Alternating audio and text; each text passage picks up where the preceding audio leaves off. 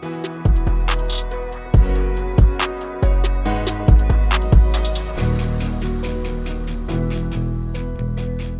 to FOB TV, the future of business. I'm your host, Kevin Benedict. I'm a futurist and lecturer here at TCS, and I want to welcome everyone to the program today. Our guest is Naresh Mehta, Global Chief Technology and Innovation Officer with TCS Manufacturing Business Group. Thanks for joining us, Naresh. Thank you, Kevin, and thanks for having me here. Now, where are you calling in from today? I'm right now in New Jersey at my place. I just traveled a lot in the last 1 week, so taking this call from my place. So tell me, how many air miles have you earned flying in the last 7 days? Well, I had a multi-hop tour this time, so a lot of different airlines, so it's not good from a mile standpoint. But definitely a lot of miles to cover. Miles we traveled and miles to go. You are all around the world, so that's fun. So I'm glad you were able to join us today with your global travels. Thanks very much. So Naresh, you've been attending all kinds of meetings, flying all over the world, talking to all kinds of people. Tell me what you're hearing. What's the most exciting topic in manufacturing today? Oh, Kevin, wherever I go, I meet multiple customers. One thing that is coming up big front and center, the first question, the first conversation, the first attempt is always AI. AI is taken center stage in every single conversation. Any customer, any topic cannot be started or ended without AI or generative AI in that mix.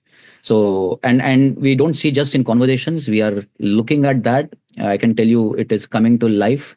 We have been greatly engaged with our customers in bringing AI first thought process and mindset across multiple business functions of manufacturing today, and a good amount of stories that we have been a part of with our customers. So great to see the AI revolution shaping up and taking center stage in manufacturing. Oh, yeah. And we see that with partnerships with other giant companies that are reaching out to TCS to help them with their AI delivery and manufacturing.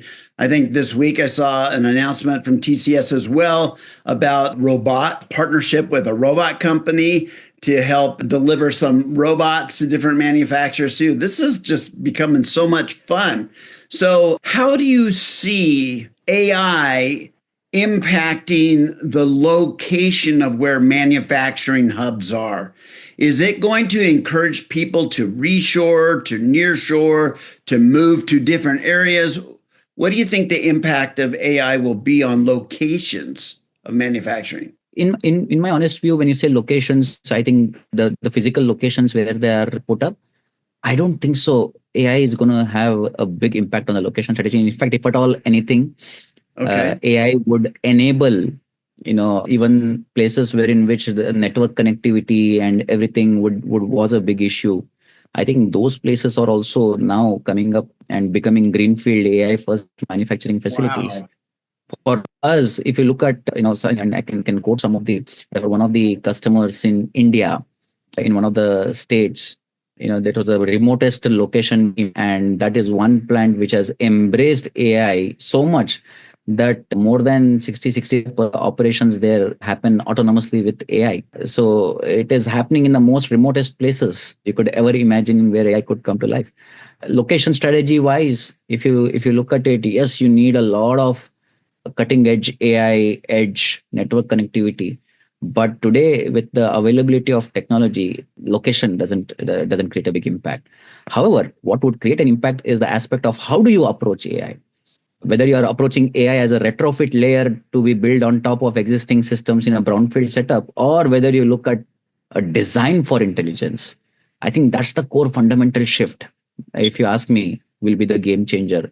That you can start with AI as a retrofit layer, thinking about AI as an intervention, or you can think about AI as a fundamental shift in the strategy itself and design every single layer of your factory or a plant from an intelligence standpoint.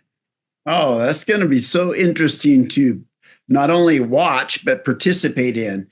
So what does the factory of the future look like? If we just kind of reach out there the next 5 or 10 years, what is going to be different about a factory? The ideal state of a factory would be the factories that are adaptive. value streams within a factory are factories that grow and be flexible. Gone are those days when you will want to have factories and assembly lines which are rigid. We want factories and assembly lines that are anticipatory. We want factories and assembly lines that are flexible. We want factories and assembly lines that can change to the dynamic needs on an everyday basis. Whether it is take at one production line and use that production line for multiple products, or basically do a lot of changes that you want to do and the quality and this thing based on real time defects that you're seeing. Think of a scenario where in which you're at a paint booth station, and they're actually changing the pace at which your paint sprayer nozzle works and functions dynamically based on the layer of coating that is happening. Those are the changes that you're talking about. And to be able to do that level of complex, real-time, dynamic, flexible advancements, you will need pre-planning of simulations. You will need to bake in and design for intelligence and design for simulations, which means doing a lot of if what if analysis right from day zero, which means even before the first brick of the plant is placed and you're constructing a full-fledged plant, bringing in machinery, even before all of that, you conceive that complete plant virtually in a different setup, and do a lot of simulation testing, so much so that you exactly know how the real plant would behave when it is set up. Oh, that's fascinating. Now, when I think about that from an economic standpoint and a business plan, that's a whole different business model. If you can be rapidly adapting and shifting product lines and needs from the same facility, the same equipment, that's a whole different ballgame. Absolutely. And just take a look. There is an aspect of business models and how it will evolve and what it means. But take a look at also the aspect of what it will mean from an economic standpoint, because the cost of errors and the cost of poor quality will be completely eliminated. Yes, you invest in initially to basically simulate and create that entire virtual plant of the future and determine and do a lot of simulations ahead. But then that will save you a lot of rework, a lot of errors, a lot of reverse logistics in the future, because that is all you're eliminating by doing the right level of simulation ahead. Now, how far out are we from autonomous operations in a manufacturing plant, where I guess this is called lights out is another term, right? Lights out manufacturing. Is that a goal? Is that a possibility in the future? See, it's a journey, I would say, right? And I think different organizations are at different level of maturity with their foundational systems, with their integrations, with their cloud journeys, with their AI journeys, and bringing AI at edge. It's a journey of maturity, and it depends upon what level of legacy footprint you have, whether it's in a brownfield setup. If you're designing the factory from the scratch in a greenfield plant, globally there is a metric that there will be 17% rise in the greenfield factories. For the 17%, you can start off designing for intelligence right from day zero. So it becomes easier. You define your cloud strategies, edge strategies. For those cases, full-fledged autonomous operations is much more easier reality than for some of the brownfield setups where you have a lot of legacy and existing footprints to integrate with and modernize them before you can go to autonomous journeys. But as long as you have the right layer of transformation thinking and strategized at every single layer, whether it is machine, their underlying nodes, whether it is at an AI layer, looking at their data landscape, what goes on edge versus what stays on cloud, with the multimodal data that we're talking about, with the image data, cameras placed everywhere. How do you basically decide your data strategy right and modernize them appropriately to basically achieve that? I think eventually we'll see autonomous operations come to life. So it's a journey. Nobody can say that this factory is ready for a lights out or completely autonomous. Nobody can say that with 100% conviction today. But it's a journey, and eventually everybody is modernizing each of these layers that I just spoke about to eventually realize that journey. So where are the gaps that you see? If you could say, okay, I can, most companies are going to struggle in these three areas. What might they be? I think I would address the elephant in the room. The elephant in the room is the data. See, the way the platforms have evolved, the way the different plants and the underlying systems that they use, whether it is the manufacturing execution systems or the ERPs that they use, they have evolved over a period of time. In a lot of cases there are some custom tools. A lot of places there are even Excel sheets being used today, and it's running the operations and it's working great. But data remains to be the biggest challenge to achieve that ideal end state of autonomous operations. Why I say that? Because think about it like a jigsaw puzzle, and you're trying to put a jigsaw puzzle which is the end state of eventual where you want to be. But then you have few missing pieces of the puzzle. Yes. You, in some cases the pieces are broken, and in some cases the pieces are from a different puzzle.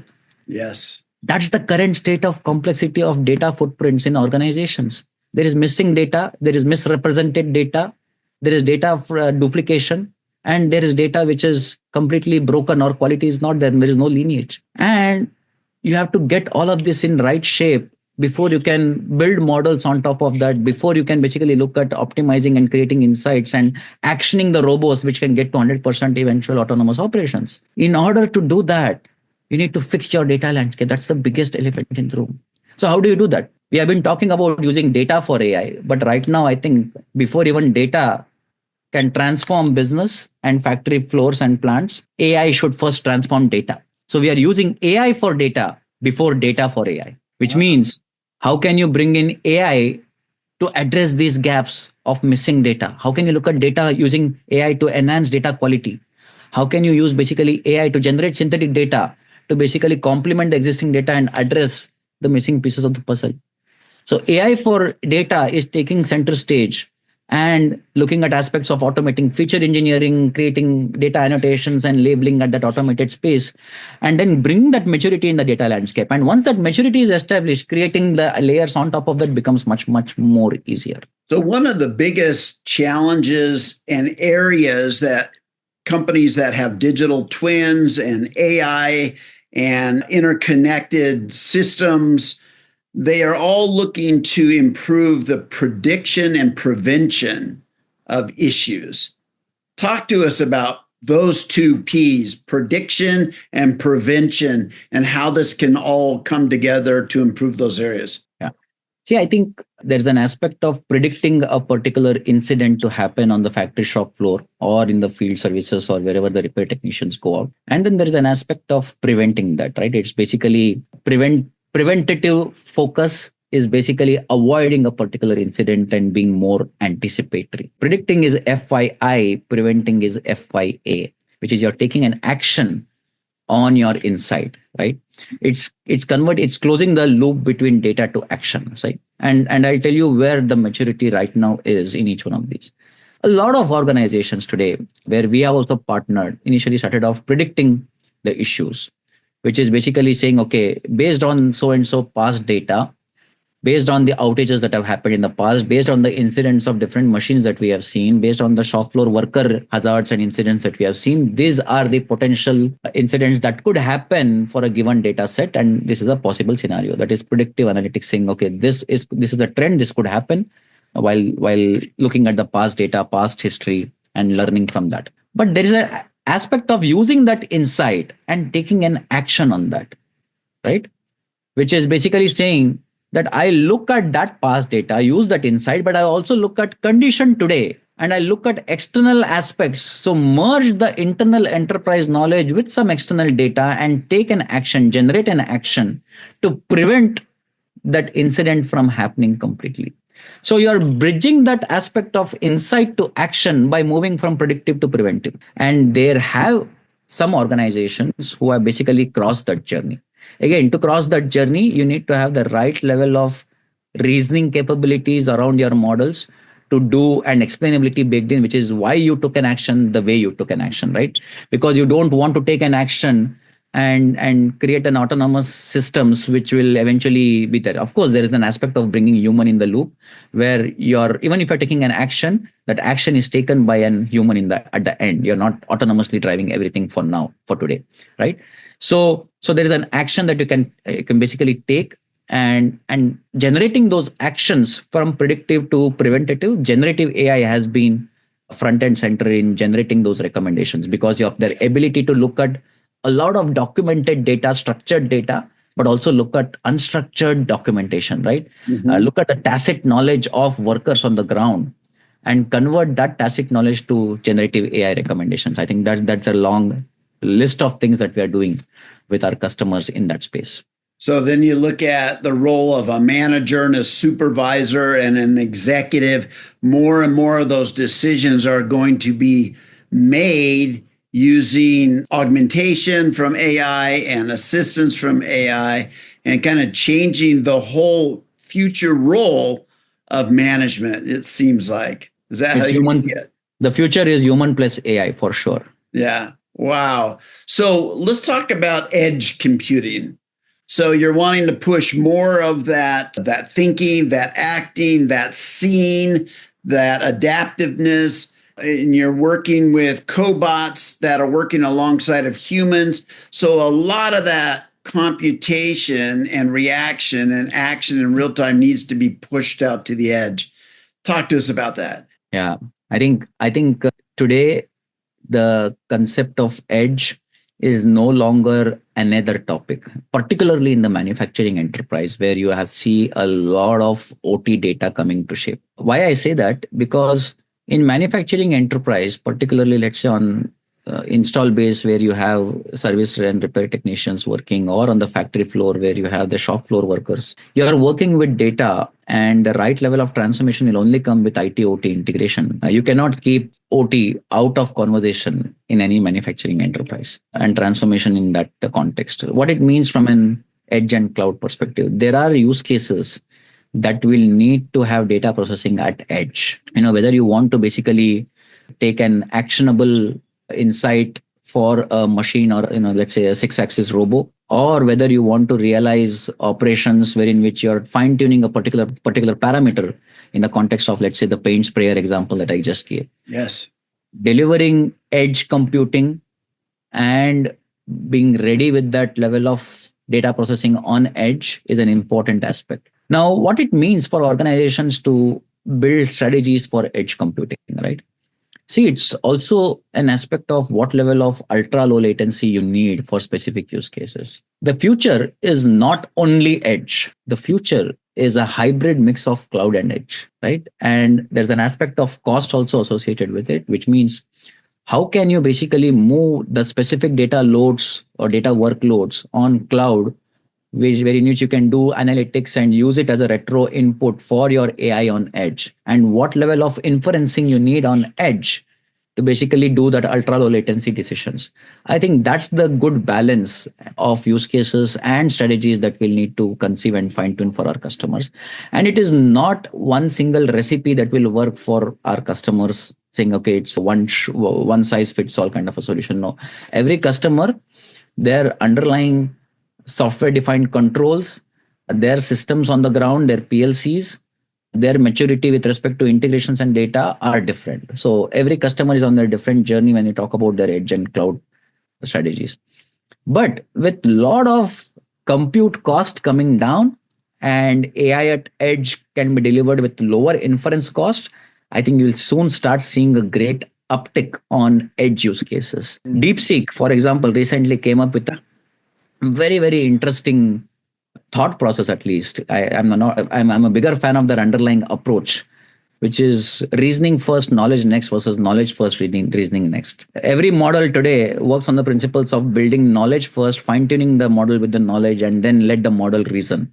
DeepSeek turned that whole approach upside down and says you basically let the model reason first, make that capable enough to reason, and then build knowledge autonomously, which means you reduce a lot of training cost, and then the inference is pushed to the end consumer, right, based on what it is required. And with that level of thinking, if you actually start building models, then the whole cost is going to come down.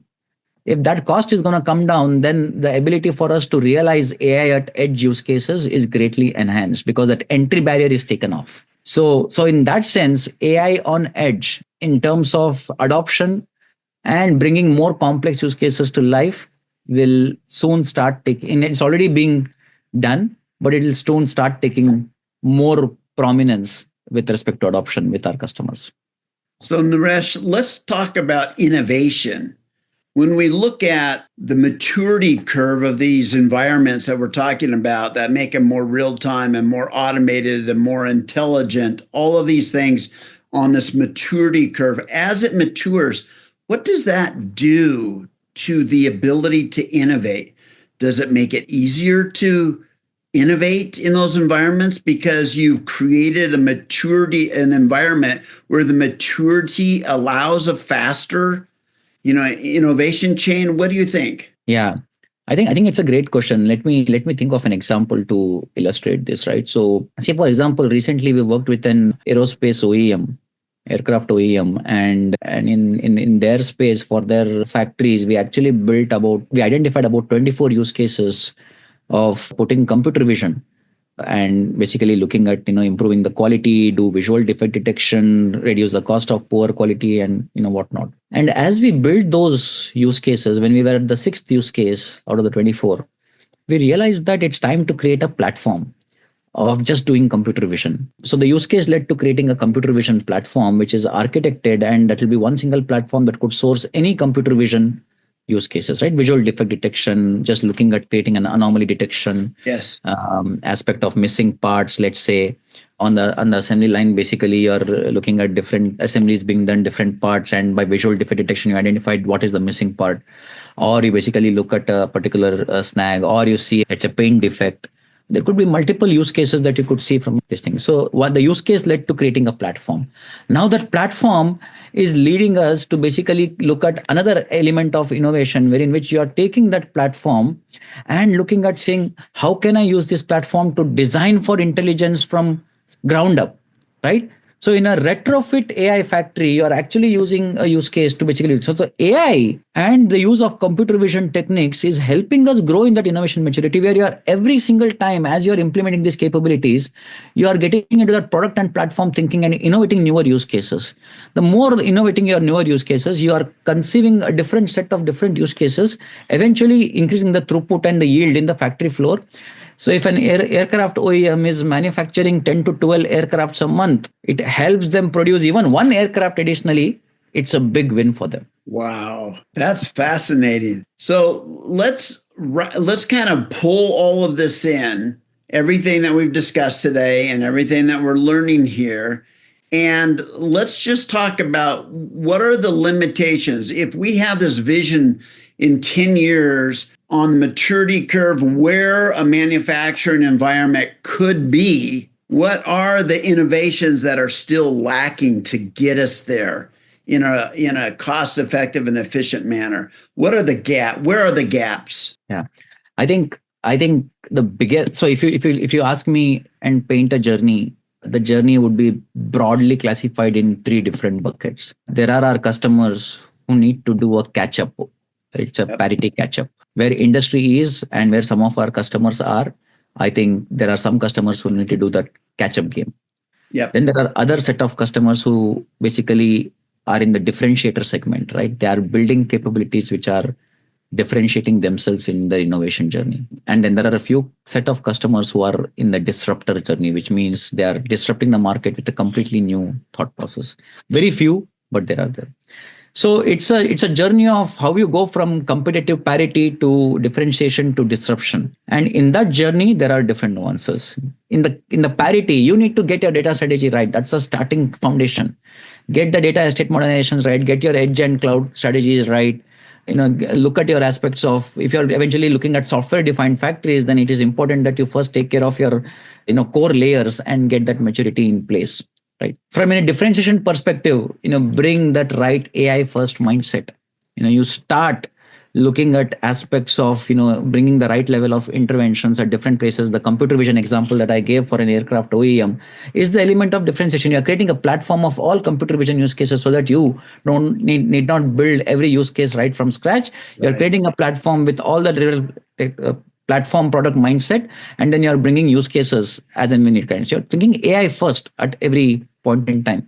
That's a differentiating capability, right? And then you go to the complete disruption, wherein which you're simulating even before the plant's first brick is placed, right? That's basically using, let's say, Omniverse-like capabilities from NVIDIA and creating factories that grow, creating factories that are adaptive, doing effort and what if simulations. You're creating a virtual simulation of the complete plant, modeling the entire parameters, bringing a physics-based simulation, which is, whether you talk about the place at which you're looking at using the dust and the wind and how it will behave on a certain particular paint. Again, I'm using the same paint example. Creating that level of granularity in your physics-based simulations right before the even plant is in this thing, and modeling those parameters and creating recommendations, and then saying, this is the right level of optimization that I need. That's the completely disruptive space. Right. That's the maturity I will drive, from parity to differentiation, differentiation to disruption, and underlying what it will take to eventually get there. Oh, that's fascinating. Naresh, I want to thank you so much for joining us today, sharing your insights, and putting up with us even in the face of jet lag. Thank you, Kevin. And it was great talking to you. Thank you.